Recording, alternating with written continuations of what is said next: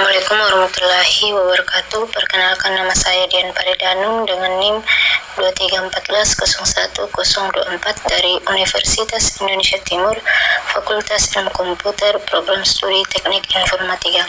Kali ini dalam tutorial administrasi Windows Server 2019. Oke, di kesempatan kali ini kita akan membahas mengenai konsep Active Directory. Ini keadaan kelanjutan dari pertemuan sebelumnya tentang domain trees dan forest. Di pertemuan sebelumnya kita sudah membahas tentang domain. Apa itu domain?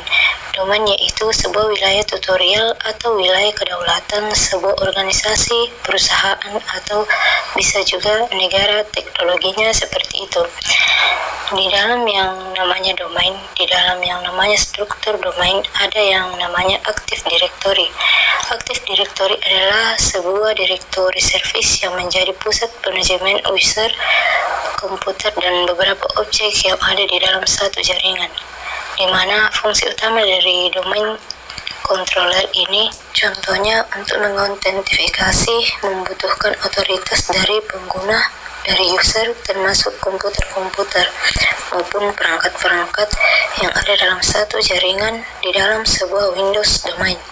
Bahkan bisa memberikan autentikasi kepada objek-objek tertentu juga. Contohnya, kepada seseorang karyawan bisa login ke sebuah komputer, kapan user bisa login, kapan bisa logout. Batasan waktu loginnya kapan, apakah boleh login kapan saja, apakah si user tersebut masih di perusahaan atau organisasinya tersebut atau sudah tidak lagi. Ya, kita bisa tentukan dia masih boleh login atau tidak. Contohnya seperti itu. Kemudian contohnya perangkat kita bisa mengatur komputer atau peripheral yang ada di dalam satu organisasi. Contohnya dalam satu organisasi, kita di dalam satu organisasi itu ada perangkat, ada laptop, ada desktop, ada server. Nah, kita bisa tentukan kapan misalnya si user ini boleh login apa enggak. User ini sudah tidak boleh login, si user ini masih bisa login gitu. Ke dalam database server misalnya ini contohnya database server misalnya. Kemudian dia bisa menentukan yang namanya Active Directory. Untuk direktur itu bisa menentukan ada server-server mana yang bisa digunakan atau tidak bisa digunakan. Ya, contohnya ada lebih dari satu server di sini. Misalnya database ini bisa diakses tapi database ini tidak bisa diakses, yang ini sudah boleh diakses. Jadi dalam satu organisasi misalnya ada lebih dari satu database server di mana Active Directory ini yang akan mengatur, oh ini database boleh diakses, oh yang ini tidak boleh, oh yang ini boleh. Nah, semacam itu. Ya, begitulah salah satu contohnya. Oke, kita harus kenali beberapa istilah di sini.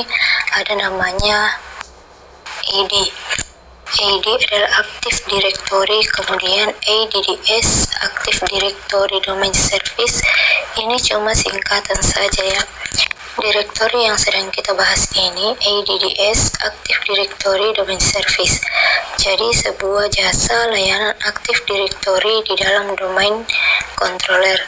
Kalau domain controller yang sudah kita bahas di pertemuan sebelumnya yang namanya domain gitu. Domain itu kan salah satu sebuah wilayah kedaulatan, wilayah teritorial yang punya undang-undang, punya aturan dan punya kebijakan, punya polusi. Jadi yang namanya dunia Microsoft Network ini cuma sebuah analogi dunia nyata sebenarnya. Oke, di sini kita sudah tahu bahwa Active Directory itu memanas user, komputer, dan objek. User dan komputer sudah tahu ya. Lalu objek, apa itu objek? Jadi saat kita bekerja dengan Active Directory, kita akan lebih banyak bekerja dengan objek. Objek adalah sebuah grup atribut yang mewakili resource dari domain. Jadi yang namanya di dalam domain ada yang disebut objek. Objek-objek itu macam-macam. Contohnya seperti yang ditulis di bawah ini. Ada organisasi unit, user, computer, group, konteks, set, folder, dan share printer. Ini pernah saya bahas sedikit ya di pertemuan sebelumnya, tapi it's okay. Saya bahas sedikit agak mendalam di sini. Dan yang namanya objek itu punya SID, security, yang disebut dengan security identity. SID security yang disebut dengan security identifier atau SID tujuannya adalah supaya server itu bisa menentukan si objek ini punya ID, misalnya bla bla bla. Objek ini boleh diakses atau tidak.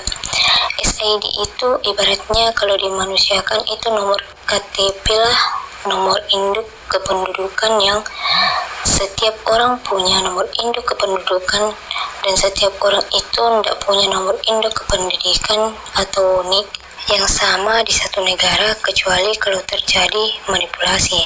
Tapi ini kalau terlepas dari manipulasi, yang terlepas dari mana tidak ada orang yang punya nomor induk kependudukan yang sama, itu tidak mungkin.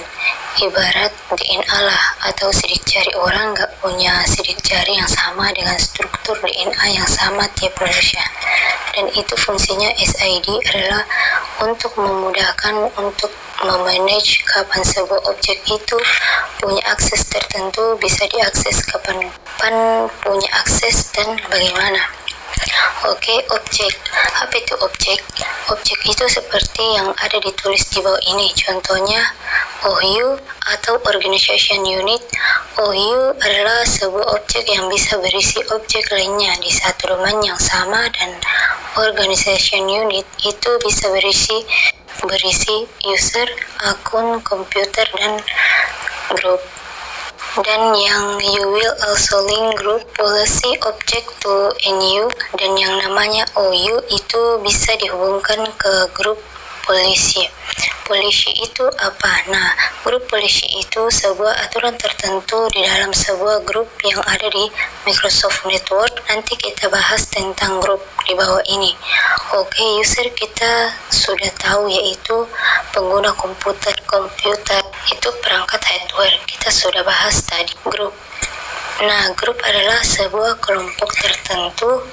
Grup adalah kumpulan dari user. Jadi contohnya sebuah perusahaan pasti punya grup dong, punya kelompok tertentu, misalnya bagian finance, bagian sales, ATCR, bagian technical. Nah, itu namanya grup. Jadi yang namanya karyawan itu di dalam perusahaan pasti dikelompokkan dalam sebuah grup. Sebuah kelompok tertentu, sebuah distribusi grup. Dan ada dua objek yang namanya grup itu terbagi dua. Ada security group dan distribusi group. Security group adalah grup user akun yang digunakan untuk menyediakan akses ke semua resource yang ada. Sedangkan distribusi group itu digunakan email distribution list, jadi setiap user itu punya email. Jadi salah satu fitur untuk berkomunikasi satu dengan yang lain antar user. Oke, kemudian ada konteks, alamat yang namanya penduduk. Contohnya punya KTP, punya nomor induk kependudukan, dan pasti punya alamat dong. Itu namanya kontak. Punya kontak kamu apa? Kontak saya alamatnya di kontak saya emailnya ini gitu. Contohnya seperti itu. Share folder ini adalah sebuah folder yang biasa di-share di satu kelompok jaringan tertentu. Nah, kalau ada yang udah kerja, mungkin ada yang kadang meminta bagi saya file ini dong. Ya udah, ambil di saringan saya tuh di server ini, namanya foldernya ini. Nah, itu. Jadi share folder itu adalah sebuah folder yang bisa diakses sebuah server. Misalnya ini servernya share file sering misalnya dalamnya ada macam-macam folder yang biasa diakses oleh semua karyawan yang ada atau karyawan tertentu. Kemudian share printer ya. Ini printer yang bisa dipakai barang-barang. Contohnya ada printer di sini di dalam sebuah organisasi, dan printernya ini bisa diakses barang-barang. oleh semua karyawan yang ada, yaitu search printer. Oke, ini yang namanya disebut dengan objek di dalam Active Directory, dan objek ini adalah beberapa macam organisasi unit, user, komputer, group yang biasa diatur oleh Active Directory. Jadi ini fungsi utama dari Active Directory adalah sentralisasi. Sentralisasi atau mengatur dan memanage semua objek yang ada.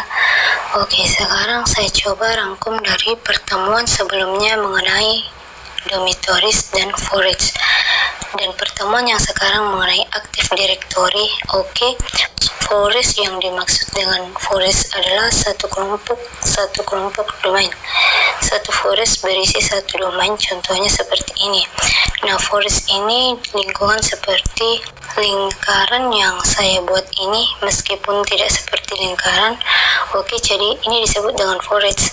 Nah, forest ini berisi domain yakni si sukasuka.com ini domain utama atau top level domainnya.